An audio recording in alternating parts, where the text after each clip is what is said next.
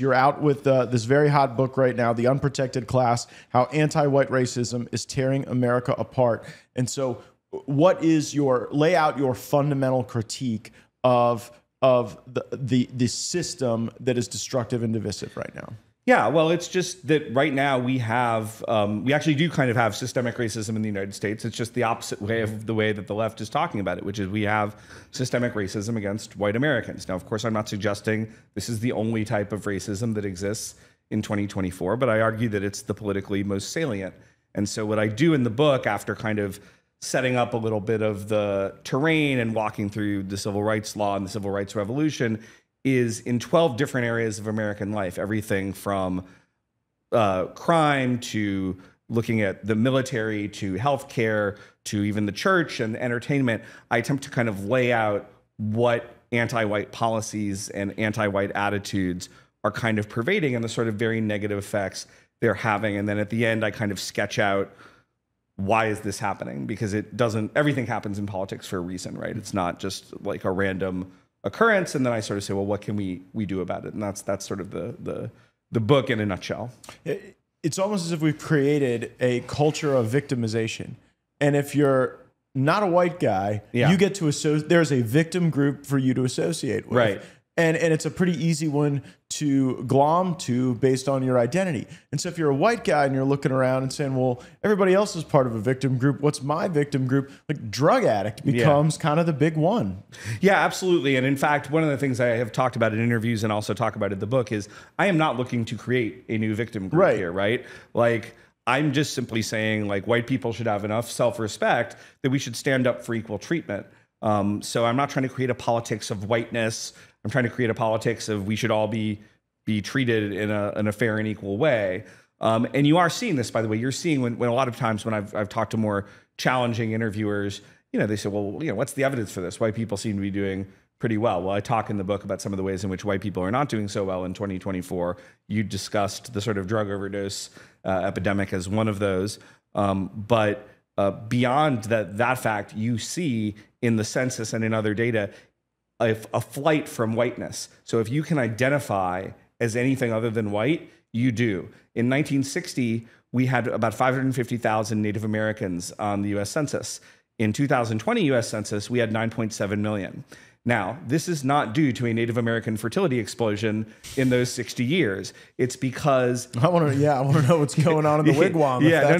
No. It's because people figured out that, hey, it's a lot better to be a Native American. It's Elizabeth Warren. It's that play. She was one of the 9 million. She was one of those. I don't know if she checked the box, right? But like she did pretty clearly get benefits in her academic career. She went to a really mediocre law school, but somehow wound up at Harvard Law. So what's the answer to the criticism we are frequent? Well, actually, let's hear the criticism. We've got a number of my colleagues in Congress and other leftist commentators who make this argument that it is indeed the need to target white people that animates their public service. Take a listen.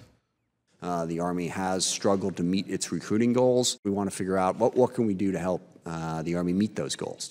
We are in a war for talent. One of the things we have to do is really find a way to tell the Army story to as many young Americans as we can. When we have a military that seems to invoke this sense of wokeness and where we're like on a snipe hunt for white supremacy every day in the military, I think that causes people who might otherwise sign up for the Army to not do so. Mr. Gaetz is the very first person to mention white supremacy or wokeness.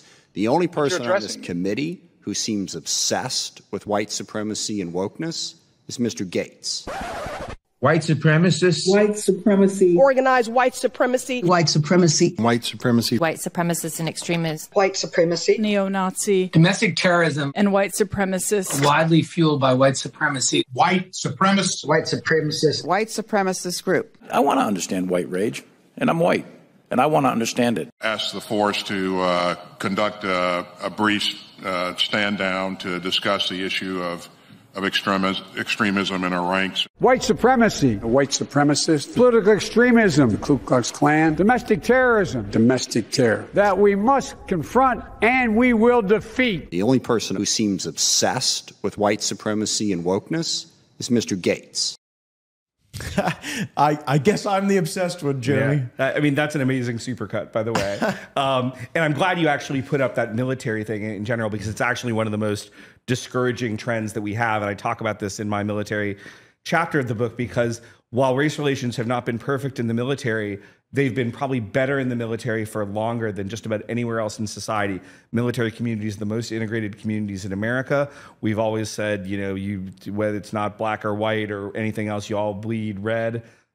We've had a notable integration in the military for longer than we had it in the broad society. And the Democrats seem intent on completely undoing that. You and others have kind of unmasked this in various investigations of what's going on. And it's you touched on this. Well, numbers are going down. I document this in the book. So in the last 5 years, we've had a 40% drop in white recruits to the military. No drops in any other group.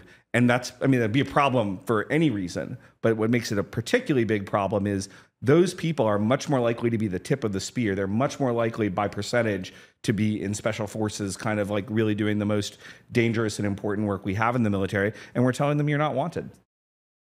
Thanks so much for watching this video. Make sure you're subscribed to our channel with notifications turned on. You won't want to miss any of the breaking news.